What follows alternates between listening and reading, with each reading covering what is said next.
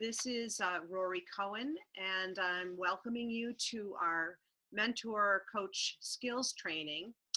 This is our first one, so we're working out some of the kinks, but hopefully we'll get all of those worked out by the end of this training.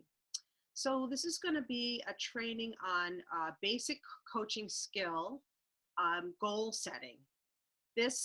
For this period of time, this first 3 months of the mentor program, we're looking at working really on your mentee's self-awareness. So we're just beginning the process of getting them to understand themselves, having a little bit of an emotional intelligence, really preparing a foundation for them to continue to take actions throughout their life. So there's going to be a temptation on both your part and their part to really look far ahead and set goals that are really big. And we want to really resist that in the first 3 months. We want to slow everything way down and really focus on basic skill building. So today on this coach training, this skills training, we're going to be talking about 3 main things. One is listening versus advising as a really core coaching skill. 2 is keeping your steps small and achievable.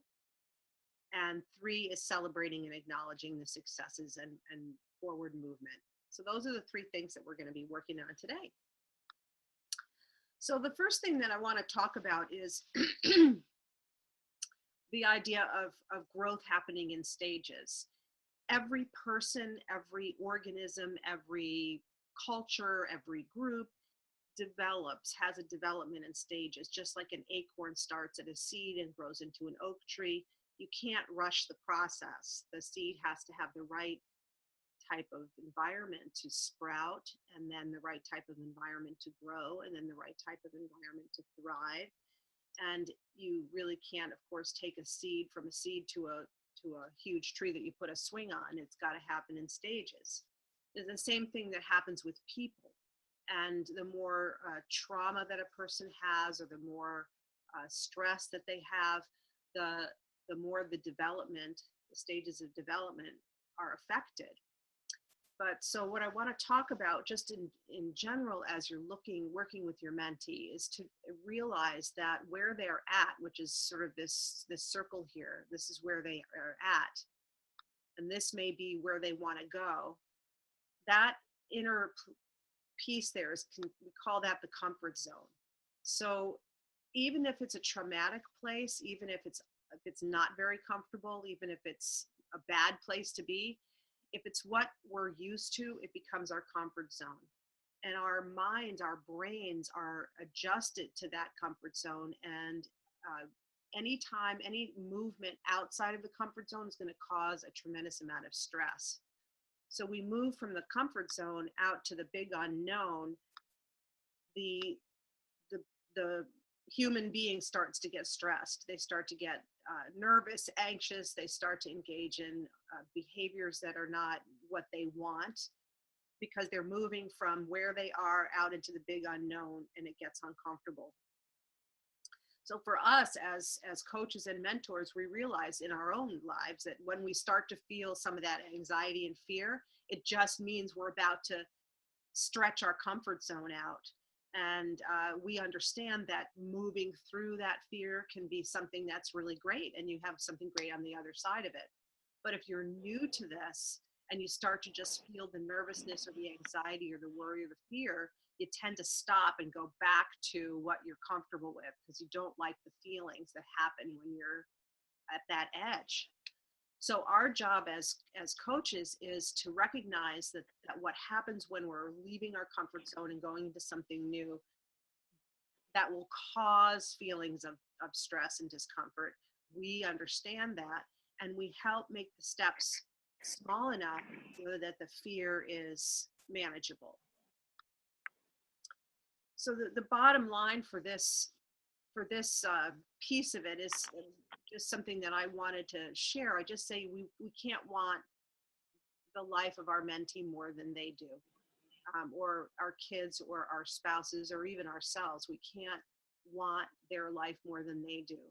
So our job as coaches is we may hold a vision for what we think this person can be, do, or have in their lives. We may hold a vision, and as we work with them over the year, we will teach them how to create that vision for themselves and how to take that vision and really create an action plan. So you can have a vision for what you think is for their highest good, but you can't want it more than they do. So this first 3 months is our getting to know each other, getting to know our mentees, really understanding what it is that they want, understand their comfort zone, understand what happens when they start moving out of their comfort zone into something new, and really just learning how to manage within that and how to create action steps that can help move forward in a slow fashion. So the core of this part of the skill is called listening versus advising. Listening, if you were at the training that we did, listening is the most powerful coaching skill that there is. Simply listening to somebody without judging them, just hearing them, repeating back what you've heard them say so that they get more clear inside themselves about what it is that they want or what it is that's bothering them. That's the single most important skill that we have as coaches, and it's the single most difficult skill. What we are, this, I have to thank Carly for this. She gave us this graphic. It comes from this group called Pro Inspire, and it's taken from a book called The Tao of Coaching, which we'll give you in the end in the resource section. But as you can see here, these are the sort of pared down elements of what we're going to be doing in a coaching session. Starting on the right hand side, you're telling people what and how to do it. You know, you need to get your GED, so you have to call so and so and make this appointment, and you're sort of telling them what to do and how to do it. Or, you know, you want to get your VAD. I really think you should get your GED. I mean, that's going to be the best thing for you. Though that's on that spectrum, giving them advice, telling them what and how to do it, and demonstrating what and how to do, sort of showing them, show me how to fish and I can fish for a lifetime kind of thing. All of these are things that will come up and that are useful in a mentoring coaching situation sometimes, very, very rarely, but sometimes they are necessary. And especially for mentors, a lot of people choose a mentor because they're living a life that we want to live. So we sort of want them to tell us what to do and how to do it. And we want them to show us how they did it. So it's our nature to want those things. We say we want you to tell me how to do it, and we want you to show us, and we want you to give us advice, but that truly isn't what helps us grow. There's a continuum, though. Even though these are things that we will do in the coaching relationship, we will demonstrate occasionally and give advice, but we also want to ask questions and paraphrase and feed back to people what you're hearing them say, and they'll develop their own inner wisdom and their own self-mastery. So we look at these not as sort of bad or good, but more controlling on the right hand side, telling me what to think, giving me advice and showing me what to do, is more on the controlling side. Making suggestions and asking questions is on the more empowering side. So just kind of give that a thought as you're working with people, as you're having conversations, and bring some self-awareness into that. Am I telling people what to think, or am I helping them come up with their own ideas about what to do and how to think?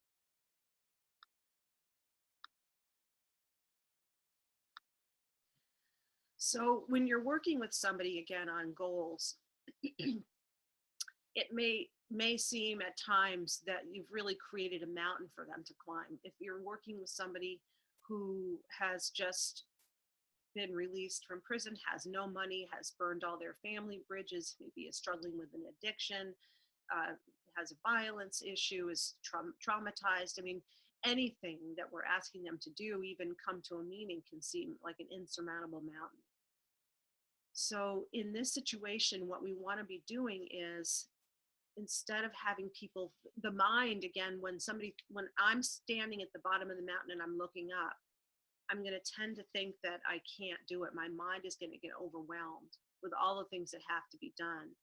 And I've got to learn how to take that huge mountain and break it down into small steps so that it becomes easier. So with every action step that you have a person take, they're taking a step closer to the top of the mountain, and before they realize that they've gotten there. So your job as a coach initially in this first stage is to, in your mind, have the mountain where it is that they want to go and what they want to accomplish, but to help them chunk things down into such a small action step, they don't even know that they've started on the journey. In the very beginning, this is what we really want to be doing. So we want to get to a small action that the mentee agrees to take. And there's a couple of things in here that I really want to focus on. One is the small action. So the small action is something I sometimes call it 10-minute actions, but it's something that you can do in one sitting. So if I say, if a person is talking about getting their GED, getting the GED is a mountain. That's a big process. What are something that is a smaller action that will get them toward the GED? It might be going to the library and finding out where there's a GED class, or making a phone call to find out where there's a GED class. That's a small action that can be done in one sitting, and that will get them to the GED. The second part of that sentence is that the mentee agrees to take. So we've talked about that in the meet and greets. We've talked about the skill of agreements versus expectations, and that as we're talking with our mentees, we're working with them to agree to something that they want themselves and that they agree to take. So you can see how that's a process to get your mentee to the place where you know they want their GED. This is something they've agreed that they want, and that presumably they come up with the action step themselves and they agree to take it. So you've negotiated with them in your session that agreement. I agree to make this phone call and this such and such a day, and to text you when I've done it. So you work with them to say, can that action step be done in 10 minutes? And if it's not, you keep going. You say, what do you have to do before you can do X? So can you get your GED in 10 minutes? No. What do you have to do before I get my GED? Well, I have to find out where there's a class. Can you do that in 10 minutes? Yes, I can call so-and-so. Okay, great. So we call that chunking it down into a small action. And when you get to an action that can be done easily, you make the agreement and you schedule it, and you schedule up the follow-up. So, okay, you're going to make the phone call. When are you going to make it? How are you going to make it? And how am I going to know that you've done it? And what do I do? What do you want me to do if you don't do it when you say you're going to do it? And again, all of this is done in the spirit of really supporting the mentee to come up with their own decision, and no matter how small, and it may seem so ridiculous to you or to me that they're having trouble making this one action step, but your job is really just to keep lovingly and supportively getting them to agree to an action and getting them to schedule it and follow up with you on it. And then we celebrate that.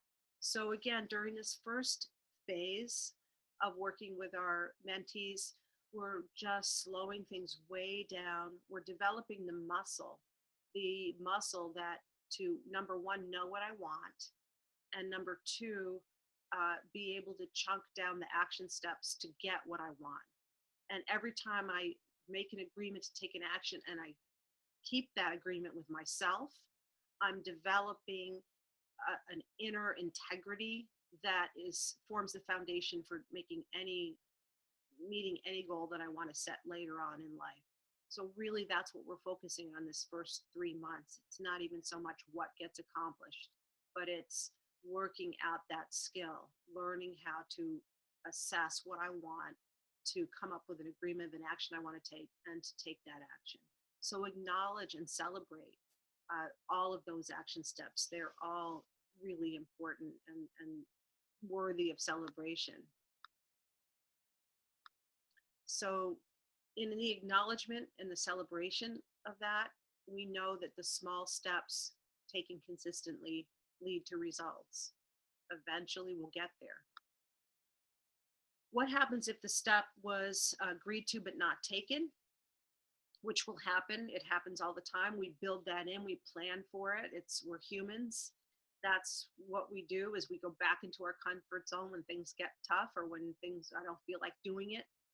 So if that's why we have an agreement rather than an expectation. If you and I have talked and we've worked out and we negotiated that this is something you want and you've agreed to do it, and you don't do it, we go back to listening. Maybe it's not really what you want right now. Or maybe there's just some fear or emotion that has to get cleared out before you can take that step.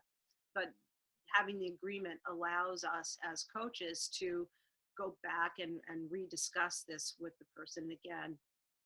I don't want your life more than you do. So if you're telling me that you want the GED, I'm all in. I'm 100% behind you. If you don't want the GED, great, we'll do something else. So you decide, and I'm here to support you. I know you can do it, and we can keep chunking these actions down into something so tiny that all you have to do is open up your eyes in the morning and you've achieved it. So go back and make the next action smaller if it's something that they really want and they're ready to agree to.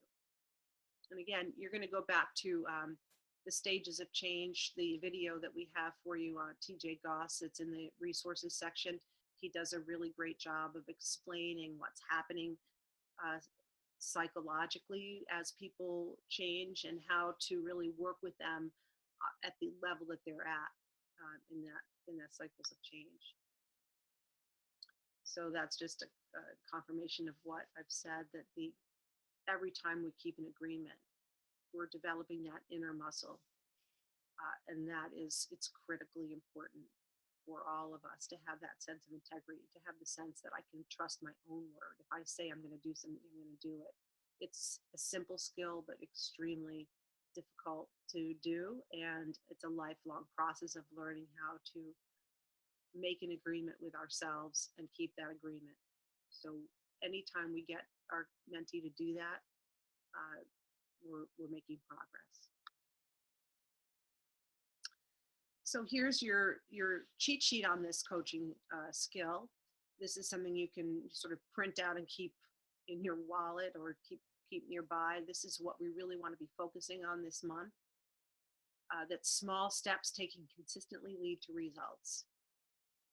That we want to focus on the listening and the advising rather than encouraging versus the judge. Look at that continuum that we gave you, and just assess yourself. Where are my comments, and where is how I'm working with this person on that continuum? Do I tend more to the more controlling, less empowering side? Or am I learning how to be more empowering and less controlling? And just sort of self-assess on how you're doing there, but notice it and lean toward the listening versus the advising, and the encouraging versus judging.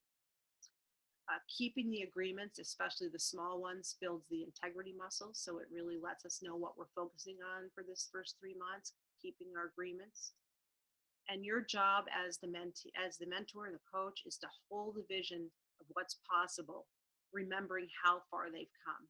So you know where we started, and you've got the vision, but you're really celebrating each of those steps up the mountain.